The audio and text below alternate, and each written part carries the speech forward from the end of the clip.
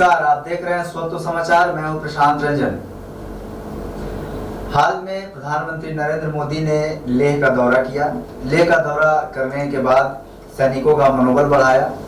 सबसे महत्वपूर्ण बात प्रधानमंत्री नरेंद्र मोदी ने कहा कि यह विस्तारवाद नहीं, विकासवाद का समय है। साथियों, विस्तारवाद का युग समाप्त हो चुका है। ये युग विकासवाद का है। तेजी से बदलते हुए समय में विकासवाद ही प्रासंगिक है। अपने पूरे भाषण में किसी देश का जिक्र नहीं किया प्रधानमंत्री ने, लेकिन एक कहावत है, चोर की दाढ़ी में तिनका। विस्तारवाद शब्द का इस धरती के किसी एक देश से अगर सबसे बड़ा नाता है तो वह चीन है। और जैसे ही प्रधानमंत्री ने कहा कि विस्तारवाद का यह युग खत्म हो चुका है, धक्का सीधे चीन को लग गया और चीन के दूतावास, चीन के विदेश मंत्रालय से जवाब आ गया कि चीन विस्तारवाद में विश्वास नहीं करता है। चीन का यह झूठ किस हद तक प्रामाणिक है, इसके लिए हालिया बयान के अलावा कई ऐतिहासिक दस्तावेज हैं जो गवाही देते हैं कि शुरू से ही चीन विस्तारवाद में विश्वास करता आ रहा है और एक के बाद एक क्षेत्रों पर अवैध तरीके से अपना अधिकार जताते आ रहा है। हाल के दिनों में गलवान क्षेत्र में चीन ने जो कब्जा करने का कुत्सित प्रयास किया, इस प्रकार के कुत्सित प्रयास पिछले कई दशकों से चीन करता आ रहा है। तिब्बत पर हम आएंगे। तिब्बत की जो निष्कासित सरकार हिमाचल प्रदेश के धर्मशाला में शरण ली हुई है, वह तिब्बत जिस पर चीन आज अपना दावा जताता रहा है, ऐतिहासिक दस्तावेज इस बात के प्रमाण है कि किस प्रकार से तिब्बत भारत द्वारा एक संरक्षित राज्य था और धीरे धीरे किस प्रकार से, हालांकि इसमें भारत सरकार, तत्कालीन भारत सरकार के रहनुमाओं ने भी गलती की और पिछली सदी के 50वें दशक में एक एक नीति के कारण धीरे धीरे भारत की हाथ से तिब्बत खिसकता चला गया और एक स्वतंत्र राष्ट्र तो नहीं बन पाया, उल्टे चीन इस पर कब्जा जमाने लगा। इस वीडियो में हम आगे बताएंगे कि प्रधानमंत्री ने जो चीन को विस्तारवादी कहा, उसके पीछे इतिहास क्या है और 50 के दशक में किस प्रकार से भारत के हाथ से खिसक कर तिब्बत चीनी पंजों में चला गया। हम बात तिब्बत की कर रहे हैं कि किस प्रकार से हजारों वर्षों से यह भारत के साथ अक्षुण्ण संबंध को जीता आया है। इसके लिए हम महाभारत से शुरू करते हैं। महाभारत काल के उपरांत रचित गर्ग संहिता में कैलाश मानसरोवर का उल्लेख 2500 वर्षों से अक्षुण्ण अस्कोट राज्य के पाल वंश के राजाओं और कुमाऊं के राजाओं द्वारा कैलाश मानसरोवर मार्ग पर यात्रा व्यवस्था की परंपरा और कैलाश यात्रा हेतु समय समय पर शुंग वंश सहित उत्तर भारत के विभिन्न राजागण भी पारंपरिक रूप से करते रहे हैं। ईसा पूर्व कालिदास रचित रघुवंशम में भी कैलाश मानसरोवर का वर्णन और विगत सदी में प्रकाशित अन्य कई ग्रंथों में कैलाश यात्रा हेतु राजकीय व्यवस्था के उल्लेख भी महत्वपूर्ण है। उसी परंपरा के चलते कैलाश मानसरोवर मार्ग पर अंग्रेजों के काल में और उसके बाद उसी पूर्व परंपरा के अनुसार स्वाधीनता के बाद भी 1954 तक तिब्बत स्थित कैलाश पर्वत और कैलाश मानसरोवर मार्ग भारत की प्रभुत्ता और शासकीय व्यवस्था का अंग रहा है।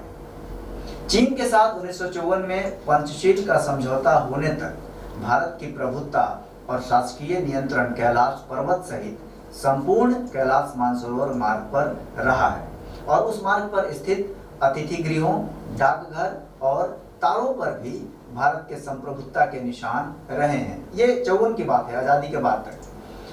जवाहरलाल नेहरू की अदूरदर्शिता या दूरदर्शी होते हुए भी हमारे आस्था केंद्रों के प्रति उनकी अश्रद्धा और उनके एक तरफा चीन प्रेम के परिणाम स्वरूप उन्होंने देश के इस पारंपरिक अधिकार और यहाँ स्थित संपत्तियों, आधिकारिक रचनाओं और शासकीय व्यवस्था का पारंपरिक अधिकार भी खो दिया। इसके साथ ही कैलाश मानसरोवर और तिब्बत का चीन को एक तरफा समर्पण कर दिया। ऐसा करते वक्त अर्थात 1954 तक वह संपूर्ण क्षेत्र कैलाश मानसरोवर और उसके सभी सहस्त्राब्दियों से पूर्णतः भारत के नियंत्रण में था। वस्तुतः 1954 के उस समझौते में संलग्न नोट्स ऑफ एक्सचेंज वाले प्रलेखों में यह सब स्पष्ट रूप से उद्धृत है।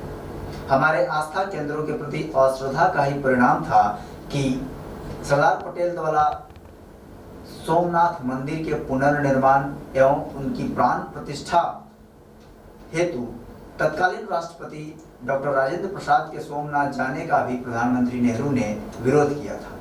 संभवतः उनकी ऐसी अश्रद्धा और आध्यात्मिक आस्था विरोधी दृष्टिकोण के कारण ही 1954 में उन्होंने भारत की ओर से कैलाश मानसरोवर मार्ग स्थित अपने संरक्षित स्थलों का अधिकार छोड़ दिया और इस प्रकार से जो हजारों वर्षों से भारत के संप्रभुत्व का हिस्सा रहा था वह चीन के पाले में चला गया। इससे पहले भारत और चीन के बीच स्थित उस अध्यात्म प्रधान उभय प्रतिरोधी राज्य अर्थात जिसको बफर स्टेट कहते हैं तिब्बत, जो एक स्वायत्त राज्य था, का भी विश्वास भंग करते हुए 1951 में चीन की अवैध संप्रभुता भी स्थापित करा दी थी। वस्तुतः सहस्त्राब्दियों से तिब्बत कैलाश पर्वत और कैलाश मानसरोवर मार्ग तथा उस पर स्थित अति प्राचीन यात्रा अवसंरचनाएं आदि भारत के संरक्षित क्षेत्र थे। तिब्बत में मंगोलिया अथवा चीन की ऐसी कोई स्थायी संरचना या कार्यालय आदि के निशान कभी नहीं मिले। हमारी वहां सुरक्षा चौकियों सहित पर्याप्त निर्मित भवन और कैलाश मानसरोवर पर भारत का 5000 वर्ष पहले से ही अधिकार रहा है। ऐसा आज की व्यवस्था राजव्यवस्था नहीं कहती। ऐसे तमाम ऐतिहासिक दस्तावेज प्रमाण लिखित अलिखित रूप में भारत के पास तिब्बत के ग्रंथालयों में और भारत के ग्रंथालयों में उपलब्ध है, जो ये प्रमाणित करती है कि पिछले हजारों वर्षों से तिब्बत भारत का अक्षुण्ण अंग रहा है। इस वीडियो में हमने ये भी देखा कि किस प्रकार भारत सरकार की नीतियों के कारण 1950 के दशक के बाद से तिब्बत पर भारत की पकड़ ढीली होती गई और वैसे वैसे चीन की पकड़ मजबूत होती गई। आज अगर ये स्थिति नहीं होती तो तिब्बत की निर्वासित सरकार भारत के हिमाचल प्रदेश स्थित धर्मशाला में शरण लिए हुए नहीं रहती और तिब्बत भी एक स्वायत्त राष्ट्र के रूप में विश्व में अपनी पहचान रखता। आने वाले और एपिसोड्स में हम भारत चीन संबंधों और तिब्बत की स्थिति के बारे में नई जानकारियां आपके लिए लाते रहेंगे। आप जुड़े रहिए स्वतः समाचार से। धन्यवाद।